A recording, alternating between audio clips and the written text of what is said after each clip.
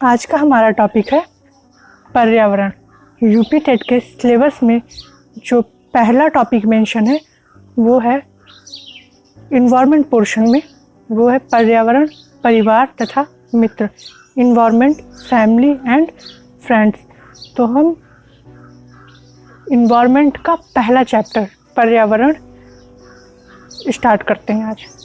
सबसे पहले देखते हैं पर्यावरण क्या होता है। पर्यावरण को इंग्लिश में इन्वायरमेंट कहते हैं।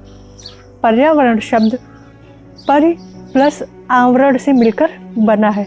इसमें परि का अर्थ होता है चारों ओर और आवरण का अर्थ होता है घिरा हुआ। अर्थात पर्यावरण का शाब्दिक अर्थ है चारों ओर से घिरा हुआ।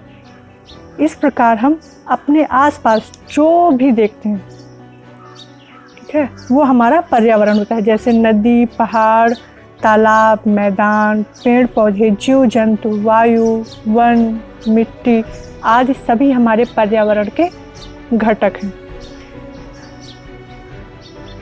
पर्यावरण की कई परिभाषाएं हैं। कुछ ने कुछ कहा और कुछ लेखक हुए उन्होंने कुछ बोला। पर्यावरण की जो मेन परिभाषा है वो J.S. रॉस के अनुसार देखी। पर्यावरण या वातावरण वह बाह्य शक्ति है जो हमें प्रभावित करती है। ये किसने कहा था? ये J.S. रॉस के अनुसार है। इसी तरह हमारे डगलस एवं हॉलैंड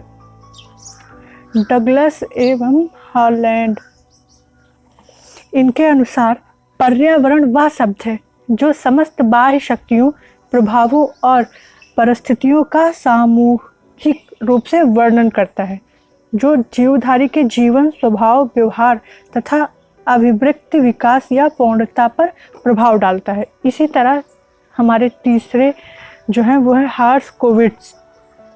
इनके अनुसार पर्यावरण क्या था? इन्होंने बोला कि पर्यावरण इन सभी बाहरी दशाओं और प्रभावों का योग है जो प्राणी के जीवन तथा विकास पर प्रभाव डालता है। इसी तरह हमारे कई पर्यावरणविद हुए और उन्होंने अपना अलग अलग परिभाषा दिया। जो हमारा मेन था हमने उसको देख लिया है और आगे बढ़ते हैं। पर्यावरण के प्रमुख अंग। पर्यावरण के 4 प्रमुख अंग हैं। पहला स्थलमंडल, जलमंडल, वायुमंडल और चौथा कौन सा है हमारा? जैवमंडल। देखते हैं स्थलमंडल क्या है। धरातल के अतिरिक्त क्षेत्र महासागरों द्वारा ढके हैं। जलीय क्षेत्र धरातल के लगभग 71% भाग पर विस्तृत है। जो हमारा जल से घिरा हुआ क्षेत्र है वो लगभग 71% भाग पर विस्तृत है। जल तल से उठा हुआ भाग स्थलमंडल है। और हमारा स्थलमंडल क्या है? जो ये जल, मान लीजिए अगल बगल जल है और इसके बीच में जो हमारा तल उठा हुआ भाग है वो कौन सा है? वो हमारा स्थलमंडल है। और इसके अंतर्गत धरातल का लगभग 29% भाग आता है स्थलमंडल के अंदर। इस स्थलमंडल में भी 3 परतें हैं। 3 परतें कौन कौन सी हैं वो मैं आपको एक्सप्लेन किए दे रही हूँ। स्थलमंडल में जो हमारी पहली परत है वो आती है भूपृष्ठ की, और धरती से इस परत की गहराई लगभग 100 किलोमीटर है।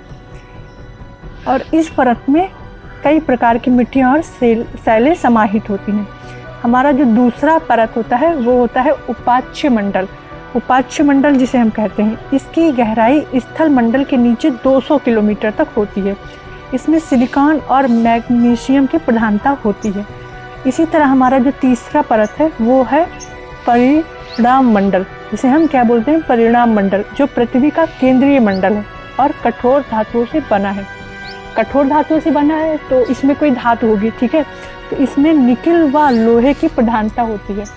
अक्सर कई एग्जामों में क्वेश्चन पूछा जाता है कि जो पृथ्वी है, पृथ्वी का जो हमारा केंद्र बना हुआ है, ठीक है, पृथ्वी के केंद्रीय मंडल में कौन कौन सी धातुएं हैं या किन किन धातुओं से मिलकर पृथ्वी का केंद्रीय मंडल बना है? तो इसमें हमारा आंसर होता है निकिल व लोहे की प्रधानता से पृथ्वी का केंद्र बना हुआ है। ये क्वेश्चन हमेशा ज़्यादातर एग्जामों में पूछा जाता है, तो ये इम्पॉर्टेंट है। चलिए बढ़ते हैं आगे। अब इसमें मिट्टियाँ कौन कौन सी आती हैं? चिकनी मिट्टी, बालुई मिट्टी, दोमट मिट्टी, ठीक है, और सैले, जो स्थलमंडल हमें पता है मूलतः मिट्टी और सैलों से निर्मित है, तो इसमें सैले कौन कौन सी है? सैले है अग्नेय सैले, अवसादी सैले और कायांतरित सैले। अब हम देखेंगे जलमंडल क्या होता है। पृथ्वी का समस्त जलीय भाग जलमंडल कहलाता है, ठीक है। इसमें सभी प्रकार के सागर व महासागर सम्मिलित होते हैं। भूपटल के 71% भाग पर जल एवं 29% भाग पर थल का विस्तार है। थल का मतलब जो अभी इसके पीछे हम लोगों ने स्थल मंडल पढ़ा था, ये वो 29% भाग पर उसका विस्तार है। पृथ्वी की सतह का क्षेत्रफल लगभग 51 करोड़ वर्ग किलोमीटर है, ठीक है। हमारी जो पृथ्वी है इसका जो क्षेत्रफल है, ठीक है, लगभग 51 करोड़ वर्ग किलोमीटर में ये फैला हुआ है, जिसमें 36 करोड़ वर्ग किलोमीटर पर जल का विस्तार है। कितना? 71% भाग पर हमारा जल है, जिसमें से 36 करोड़ वर्ग किलोमीटर जल के अंतर्गत आ जाता है। अगर हम देखें तो सभी महासागर के रूप, जैसे प्रशांत महासागर, महासागर, हिंद महासागर, उत्तरी ध्रुव महासागर, ठीक है, ये भी इन्हीं के अंतर्गत आ जाते हैं। जलमंडल ने मानव को प्रत्यक्ष व अप्रत्यक्ष रूप से बहुत प्रभावित किया है। अब इसके बाद हम देखते हैं वायुमंडल। वायुमंडल क्या होता है? पृथ्वी के चारों ओर वायु का सैकड़ों किलोमीटर मोटा आवरण है, जिसे हम वायुमंडल कहते हैं। पृथ्वी के गुरुत्वाकर्षण शक्ति के कारण वायु का यह घेरा पृथ्वी को जकड़े हुए है। हमसे हमेशा क्वेश्चन पूछा जाता है कि जो हमारा वायुमंडल है, ठीक है, तो वो किस शक्ति के कारण पृथ्वी को जकड़े हुए है? तो ये हमारा आंसर होगा इसका गुरुत्वाकर्षण शक्ति के कारण वायु की सतह का घेरा पृथ्वी को जकड़े हुए है, ठीक है। अगर हम देखते हैं इसकी ऊंचाई तो 800 किलोमीटर आंकी गई थी।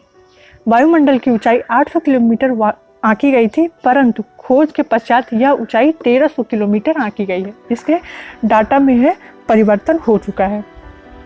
अब हम देखते हैं अपना जैवमंडल। जैवमंडल का साधारण भाषा में अर्थ उस स्थान या भाग से है जहां जीव निवास करते हैं, ठीक है। तो अगर हम एक नॉर्मल लैंग्वेज में बोलें तो पृथ्वी की सतह के चारों ओर व्याप्त एक आवरण है, ठीक है, जहां पे जीव निवास करते हैं और अपनी संख्या भी बढ़ाते रहते हैं, ठीक है। और जैवमंडल का विस्तार जो है वो समुद्र के भीतर 11 किलोमीटर तक गहरा एवं धरती पर 17 किलोमीटर ऊपर तक आंका गया है। इसकी मोटाई लगभग 28 किलोमीटर तक नापी गई है, ठीक है। और जैवमंडल का सबसे प्रमुख प्राणी मनुष्य को कहा जाता है। जैवमंडल के प्रमुख घटकों को 3 भागों में विभाजित किया गया है। पहला है अजैविक घटक। देखते हैं अजैविक घटक के अंदर क्या आता है, ठीक है। अजैविक घटकों के अंतर्गत वातावरण में पाए जाने वाले खनिज, विभिन्न प्रकार की गैसें, पोषक तत्व तथा अन्य तत्व शामिल हैं। अन्य तत्व शामिल हैं जो सजीवों के पोषण के लिए आवश्यक होते हैं, ठीक है, सजीवों के पोषण के लिए आवश्यक होते हैं। दूसरा हमारा घटक कौन सा है? वो है हमारा जैविक घटक।